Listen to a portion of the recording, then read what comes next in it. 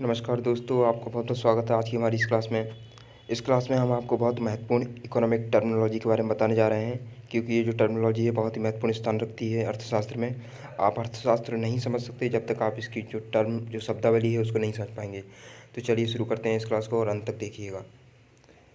जैसे कि आपके सामने दे रखा है उत्पादकता।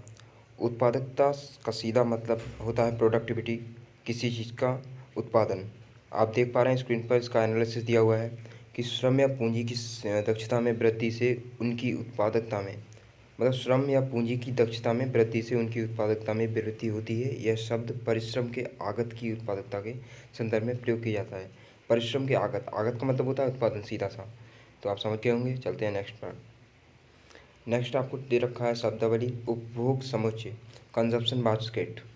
ठीक है, इसका एनालिसिस है किसी परिवार द्वारा उपयुक्त वस्तुओं सेवाओं का समूह जिसका प्रयोग जनता के उपभोग के स्वरूप का अनुमान लगाने के लिए किया जाता है। भारत में राष्ट्रीय प्रतिदत्त सर्वेक्षण संगठन उपभोग समुच्चय में 19 वस्तुएं सम्मिलित हैं, जैसे अनाज, दाल और दूध से बनी चीज़ें, खाद्य तेल, सब्जियां इत्यादि। ठीक है, तो उपभोग समझ आप समझ गए होंगे। चलते हैं नेक्स्ट पर। नेक्स्ट आपको दे रखा है उद्यम। उद्यम जो है आपका वस्तुओं सेवाओं का उत्पादन और वितरण करने वाला व्यक्ति या समूह के स्वामित्व वाला उपक्रम होता है। कोई फैक्ट्री या कोई भी अगर इंटरप्राइजेज या संगठन लगाया जाता है तो वह उद्यम उद्यम के नाम से ही जाना जाता है। तो इसे उद्यम के द्वारा हम परिभाषित कर सकते हैं। वस्तुओं सेवाओं का उत्पादन और वितरण करने वाला वह व्यक्ति या समूह के स्वामित्व वाला उपक्रम। ठीक है, चलते हैं नेक्स्ट पर। नेक्स्ट आपका दे रखा है असंगठित क्षेत्र के उद्यम, इनफॉर्मल सेक्टर एंटरप्राइजेस।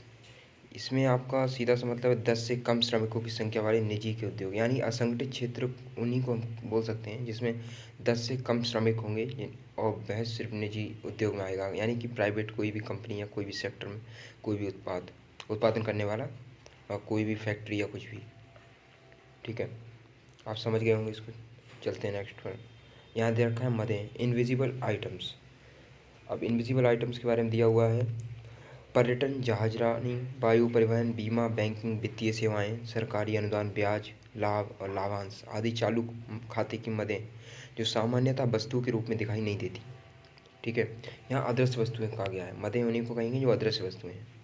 ठीक है, अनारक्षण, रिजर्वेशन, किसी व्यक्ति या उद्योग समूह को उन वस्तुओं के उत्पादन की छूट देना जो पहले किसी व्यक्ति या उद्योग समूह के लिए आरक्षित हों। यानी अगर पहले से किसी कंपनी या किसी व्यक्ति के अंदर वह रिजर्व हैं तभी हम उन्हें अनारक्षण बोल सकते हैं। चलते हैं नेक्स्ट पर। यहाँ दे रखा है अवमूल्यन, डिवैल्यूएशन, यानी मुद्रा की विनिमय दर में गिरावट आना जिसके कारण विदेशी मुद्राओं की रूप में आंतरिक मुद्रा की कीमत कम हो जाती है, जिससे निर्यात सस्ते व आयात महंगे हो जाते हैं।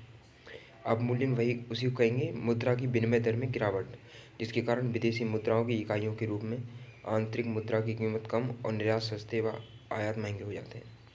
चलते हैं नेक्स्ट पर। नेक्स्ट आपको दे रखा है अवसर लागत, अपॉर्चुनिटी कोस्ट। अपॉर्चुनिटी कोस्ट ये है अवसर लागत किसी कार्य मूल्यमान के संदर्भ में परिभाषित की जाती है और स्वीकार किए गए विकल्प के मूल्य के समान होती है। किसी कार्य मूल्यमान के संदर्भ में परिभाषित की जाती है और स्वीकार किए गए विकल्प के मूल्य के समान होती है, यह अवसर लागत कहलाएगी। यहाँ पर दे रखा है आकस्मिक दिहाड़ी मजदूरी। आकस्मिक दिहाड़ी मजदूरी वैसे दैनिक मजदूर तो जो किसी उपक्रमों या खेतों में दैनिक मजदूरी के लिए काम करते हैं, ठीक है, उन्हें आकस्मिक मजदूर हम कह सकते हैं। कैजुअल वेजेस लेबरर, यानी कि जो पर डे वेजेस पर जो काम करते हैं उन्हें हम दिहाड़ी मजदूर बोल सकते हैं। ये वही परिभाषित किया गया है नॉर्मल टर्म में। चलते हैं नेक्स्ट पर। यहाँ देखा है अपेक्षित मुद्रास्फीति, व्यावसायिक इकाइयों, श्रमिक संघ के पदाधिकारियों तथा उपभोक्ता द्वारा भविष्य में घटित होने वाली मुद्रास्फीति की दर को मुद्रास्फीति कहलाती है। अपेक्षित मुद्रास्फीति, एंटिसिपेटेड इन्फ्लेशन। चलते हैं नेक्स्ट। अनुषंगी हित लाभ, किसी नियोक्ता द्वारा अपने कर्मचारी को दी जाने वाली वह सुविधा जो निर्धारित वेतन के अलावा प्रदान की जाती है, ये अनुषंगी हित लाभ कहलाता है। यहाँ दे रखा है अपस्फीति, किसी अर्थव्यवस्था में उत्पादित वस्तुओं की प्रतिपूर्ति की मुद्रा की पूर्ति से, किसी अर्थव्यवस्था में उत्पादित वस्तुओं की प्रतिपूर्ति, ठीक है, पूर्ति मुद्रा की पूर्ति से अधिक होती है। तो वस्तु की कीमत में गिरावट आती है। इससे मुद्रा का वास्तविक मूल्य बढ़ जाता है, परंतु इस दिशा में कीमतों में गिरावट होने से वस्तुओं के उत्पादन में गिरावट होती है और कम उत्पादन होने से रोजगार में भी गिरावट आने लगती है। आपने अगर मैक्रो माइक्रो की जो बुक्स हैं अगर वो पढ़ी होंगी तो आपको इस विषय में पूरी जानकारी होगी। अगर नहीं पढ़ी है तो उनको एक बार पढ़ लें। चलते हैं नेक्स्ट टर्मिनोलॉजी पर। यहाँ दे रखा है अल्पाधिकार, ओलिगोपोली। ये बहुत महत्वपूर्ण टर्म है। बाजार में फर्मों की संख्या इतनी कम होती है कि उनके बीच निर्णय संबंधी पारस्परिक निर्भरता बनी रहती है और यह निकट स्थानापन्न वस्तुओं का उत्पादन करती है, जिससे बाजार में कड़ी प्रतिस्पर्धा उत्पन्न होती है। ठीक है, तो इसे अल्पाधिकार कहते हैं। मतलब जहाँ पर कंपटीशन है उसे अल्पाधिकार कहा जाएगा। चलते हैं नेक्स्ट पर। यहाँ दे रखा है अनिवासी रुपया खाता। अनिवासी रुपया खाता, नॉन रेजिडेंट रुपीज़ अकाउंट। इसमें अनिवासी भारतीय द्वारा वाणिज्य बैंकों में भारतीय रुपये में खाता खोला जाता है तथा इन खातों के मूलधन एवं ब्याज को बिना किसी कर के जमाकर्ता को उसके देश में उसकी मुद्रा में वापस कर दिया जाता है। यानी यहाँ कोई टैक्स नहीं लगता। अगर किसी फॉरेन कंट्री से किसी ने जो रुपया है वो इन्वेस्ट किया है तो उसके विषय में बताया गया है। ठीक है, इसको आप एक बार देख सकते हैं। चलते हैं नेक्स्ट पर। अग्रमी दर, फॉरवर्ड रेट। विनिमय दर की इस प्रक्रिया में कोई मुद्रा अग्रवर्ती बाजार में भविष्य में हस्तांतरण के लिए जिस दर पर खरीदी या बेची गई हो उसे फॉरवर्ड रेट यानी अग्रामी दर कहते हैं। चलते हैं नेक्स्ट टर्म पर। अति इष्ट राष्ट्र, मोस्ट फेवर्ड नेशन। किसी देश द्वारा किसी अन्य देश को आयात निर्यात के संबंध में शुल्क में रियायत तथा सुविधा प्रदान करना। ये ज़्यादातर पाकिस्तान या फिर जो छोटी कंट्रीज़ जो कि विकासशील देश जो हैं उनके लिए ज़्यादा लगाया जाता है मोस्ट फेवर्ड नेशन विकसित राष्ट्रों के द्वारा। तो उसको आप देख सकते हैं, ये डेली करंट में रहता है, ऐसा नहीं। चलते हैं नेक्स्ट टर्न पर। अनौपचारिक क्षेत्र, इनफॉर्मल सेक्टर। छोटे मोटे श्रम प्रधान रोजगार में लगे हुए लोगों, अर्थव्यवस्था में अप्रत्यक्ष योगदान देने वाले क्षेत्र अनौपचारिक क्षेत्र कहलाते हैं। नेक्स्ट आपका है अनुदान, सब्सिडी। सरकार द्वारा किसी उद्योग या व्यापार को किया गया व्यय भुगतान जिसमें निर्यातक उद्योग को प्रोत्साहन प्राप्त हो या उत्पादित वस्तु की घरेलू बाजार में कीमत ना बढ़े। इससे उद्योग व उपभोक्ता दोनों को लाभ पहुंचता है। नीचे आपको दे रखा है अनुपार्जित आय।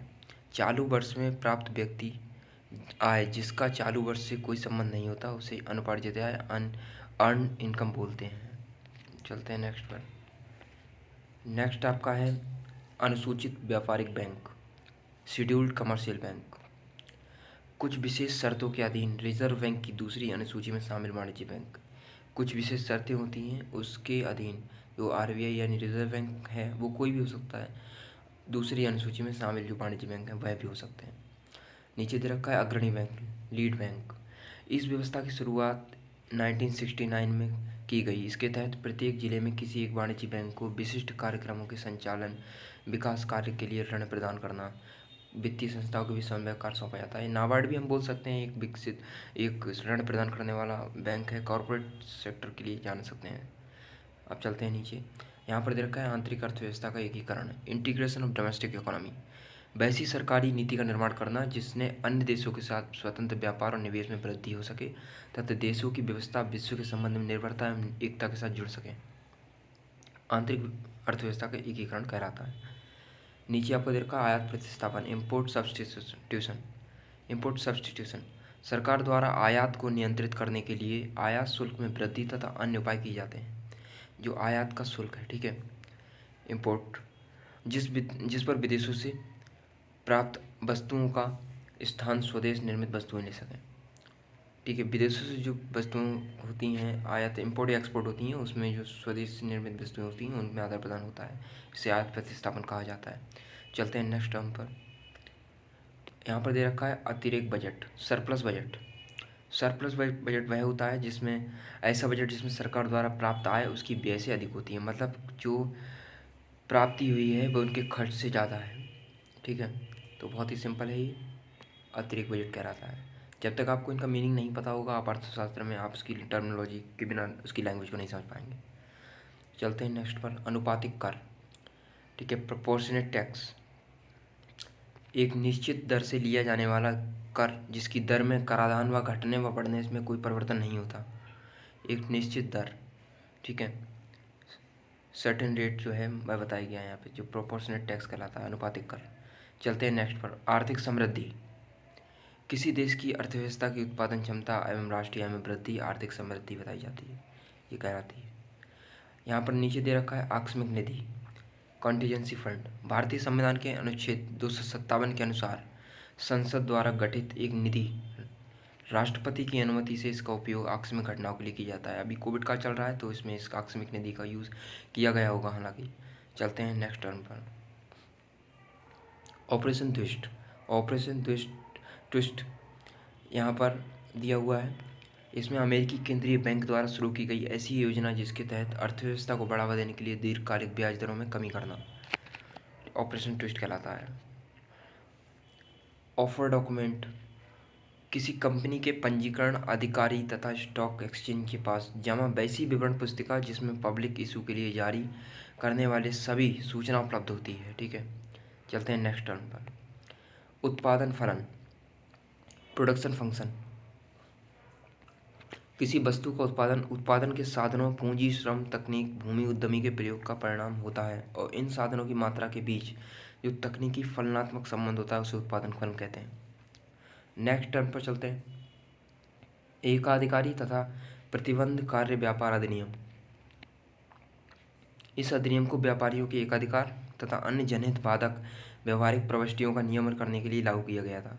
व्यापारियों के एकाधिकार और जनहित बाधक व्यवहारिक प्रविष्टियों का नियमन करने के लिए। ठीक है, ये आपका 1969 का एक्ट है, एकाधिकारी तथा प्रतिबंध कार्य व्यापार अधिनियम। चलते हैं नेक्स्ट। एंजल वक्र, ये बहुत इंपॉर्टेंट है। जर्मनी के सांख्यिकी विद्वान एंजल द्वारा आय तथा उपभोग के बीच संबंध को दर्शाने के लिए एक वक्र का निर्माण किया गया था। इस वक्र के अनुसार जैसे जैसे आय में वृद्धि होती है वैसे व्यक्ति भोजन पर होने वाले व्यय प्रतिशत में कमी आ जाती है। नेक्स्ट आपका एमोटाइजेशन। ये एमोटाइजेशन आपका, इसके तहत किसी ऋण के निर्धारित ब्याज का पूर्ण भुगतान किया जाता है। ठीक है, जो इंटरेस्ट है उसका पूर्ण भुगतान संभव होता है यहाँ पर। या एम्बार्गो, ये टर्मिनोलॉजी एम्बार्गो, कोई देश या कुछ देश मिलकर किसी विशेष देश के साथ किसी वस्तु अथवा संपूर्ण व्यापार बंद कर देने की स्थिति तथा उपदेश के जहाज़ों को अपनी सीमा में प्रवेश करने पर रोक लगाना। चलते हैं नेक्स्ट टर्म पर। बफर स्टॉक आपात स्थिति में किसी वस्तु की कमी की पूर्ति के लिए वस्तु का स्टॉक तैयार करना बफर स्टॉक कहलाता है। आपात स्थिति अभी आप देख पा रहे हैं कोविड-19 चल रहा है, इसमें आपका खाद्यान्न की पूर्ति जो लोगों के बीच इसकी मांग बढ़ी है और उसकी कमी जो है वो उसकी पूर्ति जहाँ पर हो रही है उसे बफर स्टॉक कह सकते हैं। कराघात, इम्पैक्ट ऑफ टैक्स, जिस व्यक्ति पर सर्वप्रथम कर लगाया जाता है जिस पर प्रत्यक्ष मौद्रिक भाग पड़ता है तथा सरकार जिससे वसूल कर सकती है उसे कराघात कहते हैं। ठीक है, कर वसूल सकती है जिससे। नेक्स्ट कर अपवंचन, टैक्स एविशन, छुपाने की वह प्रक्रिया जिसमें कर अदायगी को अवैध रूप से बचा लिया जाता है। टैक्स चोरी कह सकते हैं इसे हम, अर्थात आयकर की चोरी की जाती है तो इसे हम कर अपवंचन कहते हैं तथा इसके माध्यम से संचित किए गए धन को काला धन कह सकते हैं।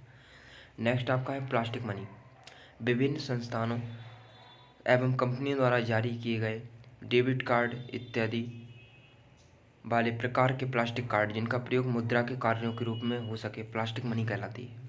ठीक है, चलते हैं नेक्स्ट पर। गैर निष्पादनकारी परिसंपत्तियाँ, यहाँ पर बात की गई है एनपीए के विषय में, नॉन परफॉर्मिंग एसेट्स। बैंकों द्वारा वितरण ऐसे सभी देन ब्याज जिनका किसी वित्तीय वर्ष में मूलधन का भुगतान 90 दिनों तक रोक लिया गया हो। यानी कि पिछली क्लास में हमने आपको बताया था 3 महीने तक जिसका इंटरेस्ट रेट या फिर इनका भुगतान नहीं गया हो, कोई इंस्टॉलमेंट नहीं गई हो तो उसे एनपीए में डाल दिया जाता है। चलते हैं नेक्स्ट दे रखा है आपका ले ऑफ, जब किसी वस्तु की मांग में कमी होने से औद्योगिक संस्थान द्वारा उत्पादन कम किए जाने के कारण कर्मचारियों को नौकरी से छंटनी की जाती है तो उसे ले ऑफ कहा जाता है। ये कोविड काल में आपने देखा होगा, वस्तु की मांग में कमी होने से औद्योगिक संस्थान द्वारा उत्पादन कम किए जाने के कारण कर्मचारियों को नौकरी से छंटनी। ये भारत ही नहीं पूरे विश्व में ये प्रक्रिया चली है ले ऑफ। ठीक है, ले लॉक। गिनी गुणांक, गिनी कोफिशिएंट, ये बहुत ही इम्पोर्टेंट है। यह आय में पाई जाने वाली असमानताओं को कोटि की माफ़ करता है। असमानताओं की कोटि की माप, इसका मान 0 और 1 के बीच होता है। ठीक है, 0 और 1। ग्राशम का नियम, लॉ ऑफ ग्रासम, ठीक है। यह इस नियम के अनुसार किसी अर्थव्यवस्था में यदि एक साथ अच्छी या बुरी मुद्रा प्रचलन में हो तो बुरी मुद्रा अच्छी मुद्रा को प्रचलन से बाहर कर देती है, ठीक है। बहुत इंपॉर्टेंट था ये। और नेक्स्ट हमारा लास्ट जो है बॉन्ड अथवा डिवेंचर। केंद्र सरकार, राज्य सरकार अथवा किसी संस्थान द्वारा ऋण लेकर जारी किया जाने वाला ऋण पत्र जिस पर संबंधित संस्थान धारक को निश्चित दर पर ब्याज प्रदान करती है, ठीक है। ये हमारा बॉन्ड एंड डिवेंचर कहलाता है केंद्र सरकार के द्वारा। तो आप हमारी ये क्लास यहीं पर समाप्त होती है। देखने के लिए धन्यवाद।